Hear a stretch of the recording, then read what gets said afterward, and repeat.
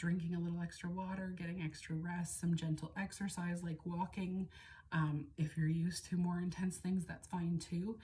But just sort of allowing yourself to rest, to recognize any emotions. You can get echoes of that negative emotional energy. So while you're releasing it, you may not have to relive all the details and think about it. It may come to mind, even if you've been blocking it out.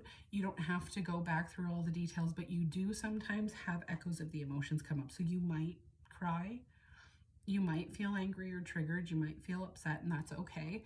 It will process out in one way, shape, or form when you allow it to be released. And it's very different for every person in every session. So that's something else that we're going to talk about too, is something that's very, very specific to you.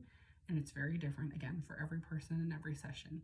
Regardless of the intensity, where the emotion's being held, why it's being held, and what, again, it's causing or contributing is what I always say to you or for you.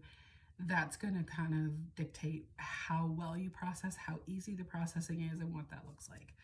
So we're going to go on here. Neil's resentment is what he talks about next. In this story, a Canadian teacher shares how a difficult situation resulted in a trapped emotion that stayed with him, impacting his life in a negative way. A number of years ago, when I was teaching school, the principal and I just did not get along well with each other. We fought almost every day over one topic or another. She was extremely vicious, vindictive, and emasculating in every way, shape, and form. Finally, about January of the school year, I bailed out. I saw my doctor and went on stress leave. He said, take some time off, regroup, and recoup.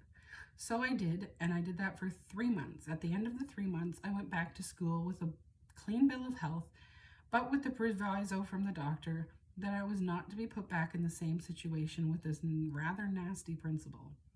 Anyway, the feelings surrounding her in that whole situation would never leave. They would well up often, and I would ruminate on the situation, thinking about it, and I would feel my blood pressure rising. I would feel the anger building and the resentment.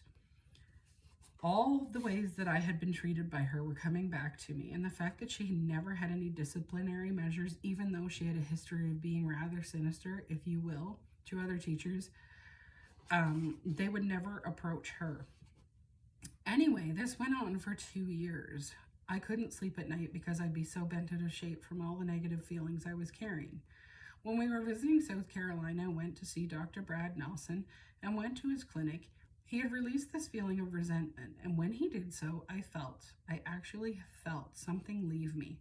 And from that point forward, even though I still don't like the woman, I don't have the negative feelings and the rising blood pressure and anger and resentment which had possessed me for several years. So that's the story of the emotional blockage gone, with these principles of the emotion code and Dr. Brad Nelson helping me. Your future being held hostage. Do you ever feel that you are struggling under the weight of something that you can't quite put your finger on? Perhaps your life is not turning out how you'd hoped. Perhaps your attempts to form lasting relationships never seem to work out. You may wish that certain events in your past had never occurred, but feel powerless to move beyond them. You may even have an uneasy feeling that your present is being held hostage by your past, by some vague and indefinable way. Jennifer's self-sabotage. Not me, somebody else who he worked with in this example. Jennifer's experience is a good example of how trapped emotions can get in your way. She was the daughter of a close friend and a fun-loving college student with a bright future. On her way home for the summer, she stopped by to visit our family. Her college life was going well, but she expressed concern that the events from her past still troubled her, and she wondered if she was suffering from trapped emotions. She told me that she'd been involved in a tumultuous relationship with a young man the year before, and then since the failure of that stormy relationship, she'd felt the sting of insecurity every time she met someone new. She had an unfounded fear of commitment that she couldn't overcome, and she seemed to unintentionally sabotage every potential relationship that she began after that. I tested her and discovered that there was indeed one trapped emotion that was contributing to her problem. I decided to help her learn to treat herself so she could continue to release trapped emotions and not rely on me. She quickly and easily learned from the emotion code and proceeded to find several trapped emotions in her body, most notably the emotion of creative insecurity. A lot of times people will come to me for sessions, and even when are doing this on themselves. They're assuming that certain emotions are going to come up and specific emotions, and that's what they're looking for. When you're doing this, you have to be very open to whatever emotion is trapped, because a lot of times it's not necessarily the emotion that we're expecting. And so another thing I talk about when I do lives is that a lot of people will come to me and say, I have anxiety issues. I need to release anxiety. Now, it's not specifically anxiety that they need to let go of sometimes. And in this case, a lot of people would think that maybe it was heartache, or maybe it was betrayal, or maybe it was something more very specific that comes up when we think about relationships.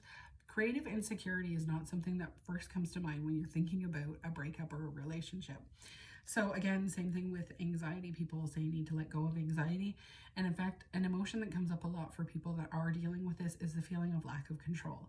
It's not necessarily anxiety itself. It's a very similar emotion.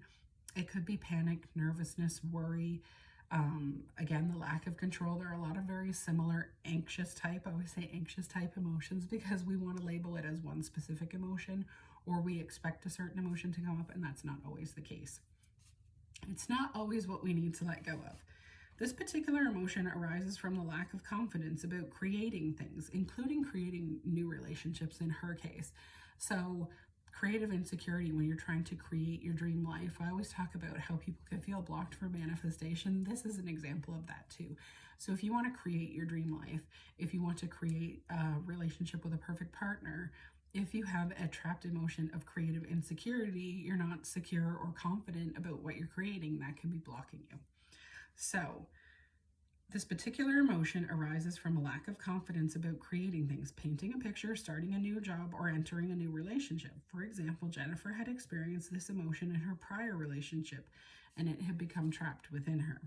She was able to release the creative insecurity along with a few other trapped emotions from her body within a few minutes, and then continued on her drive home. A few days later, she called to tell me that she felt amazing difference, a notable improvement in her ability to articulate her thoughts and express herself in the company of a particular young